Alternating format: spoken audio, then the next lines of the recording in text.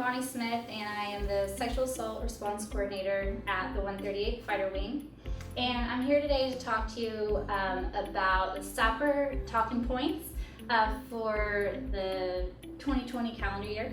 And today we're going to talk about talking point 4, which is SAPR victim rights. And the inherent nature of sexual assault is that a survivor can have a real sense at times of that loss of privacy and a loss of power and control over their own lives. So it's really important that we highlight and we try to remind ourselves of those rights that a victim has following an assault and protections that they should be entitled to. So that's really going to be the focus of today's conversation. So the Department of Defense states that victims have a certain charter of rights, and those rights include to be treated with fairness and respect for your dignity and privacy. That goes for all individuals, but particularly when we're talking about a victim of a crime as personal as a sexual assault.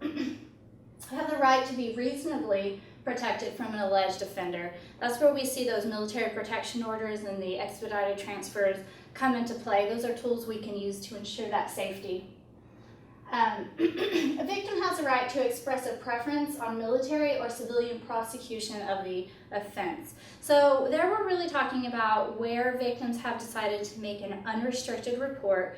It's really important that their voice is heard throughout the entire process of conviction, deciding with the convening authority disposition of the case, and also to be heard at certain hearings. They have the right to do so. They also have the right to be notified of certain proceedings.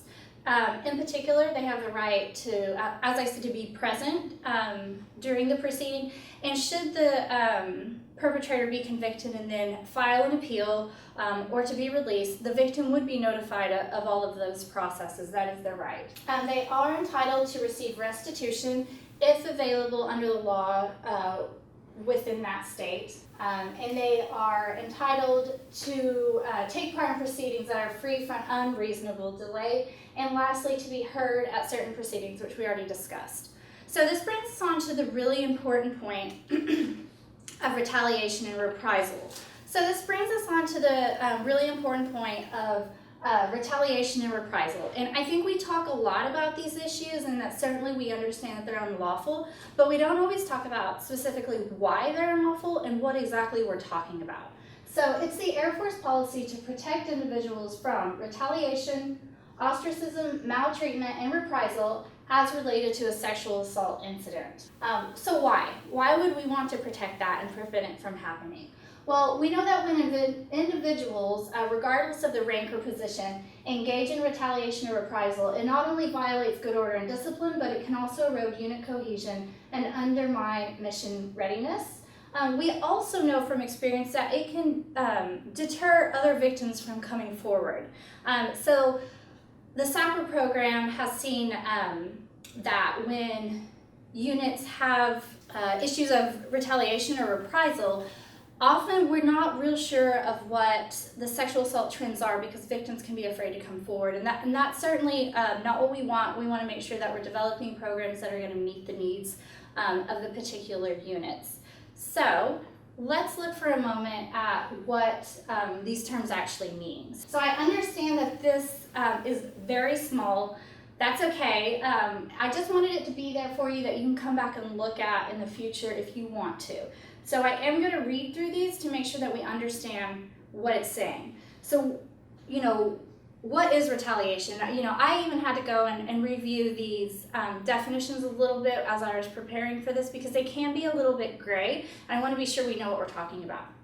So retaliation is defined by the Department of Defense as a prohibited personnel action where an Air Force member wrongfully takes or threatens to take an adverse personnel action against any person, or they wrongfully withhold or threatens to withhold a favorable personnel action with respect to any person with the intent. So this is the key point. It's the unlawful action, and then the intent is to A, retaliate against any person for reporting or planning to report a criminal offense or planning to make a protected communication, such as making a witness statement, or the intent is to discourage a person from reporting a criminal offense or making a protected communication. So what's really key there is that there's an action taken, and it's also why. So it's the what and the why they did that. And that is how the Department of Defense defines retaliation. So all of the following definitions that we have, so we have reprisal, ostracism, and maltreatment. All of these can be forms of retaliation. So reprisal would be taking or threatening to take unfavorable personal action, again, or withholding favorable action because the person is making, preparing to make, or perceived to have made a protected communication.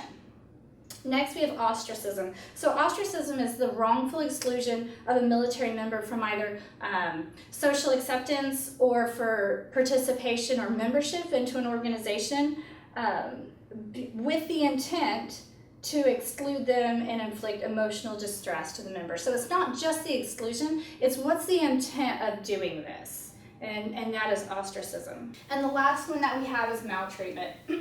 So this is treatment by peers or other persons that, when viewed objectively under all the circumstances, is abusive or otherwise unnecessary for any lawful purpose with the intent, so again we're looking at why the action is taking place, to discourage reporting of a criminal offense or otherwise discourage the due administration of justice, and that the results could or should result in a mental or physical distress or harm. So I know that's a mouthful, but sometimes it's helpful just to look at those definitions to understand exactly what we're talking about. So if you observe maltreatment, ostracism, or reprisal taking place following a sexual assault, then we're really looking at retaliation of some form. So now we know what it is, we know why it's harmful, who is protected from these actions. So really we're looking at anybody that's involved in the process from beginning making the report or considering making a report all the way to the end of the process. So whether that's a court proceeding, a prosecution, a change of station, the expedited transfer. So any victim or their dependents would be protected. Witnesses or bystanders who intervene to report a sexual assault. So if somebody come forward and they make a statement, or they were that bystander that stepped in, they would also be protected. SARCs, victim advocates, they are protected. Special victim counsels, and first responders. Another one that's not up there is anybody in the chain of command that's involved. So if someone higher up in the chain of command is trying to unlawfully influence someone to either minimize or to not report, that would also fall under protections for retaliation. So who can we report this to? So the SARC is certainly a great resource to report reprisal to. The victim advocate, special victims counsel, our Inspector General Office, IG, they are also trained to receive retaliation reports. OSI, your immediate commander, commander outside of the chain of command. So if you were concerned about what was going on within your own chain, you could always go externally, or anybody within your chain of command could also receive these reports. I do want to add one other piece that I've been asked before in the SARC office. So filing a complaint of retaliation or reprisal, it isn't an official complaint, and there's a form that you would sign in order for that to be investigated. However, if you were to go to any of these offices and just gain some information from them about your concerns and kind of do like a consultation, that is privileged. So that would not have to be shared until you actually made the decision to make a report. So I would encourage you that if you're seeing any of these things, or you have concerns that you might be seeing them, please come forward and ask the SARC, a special victim counselor, or IG, just for some advice on if they think it really meets that criteria, or if there might be a better avenue to resolve the issue. And as always, if you have any more questions about the information we talked about today, or any other issues regarding sexual assault, please do reach out to the SAPR office and contact me, and thank you.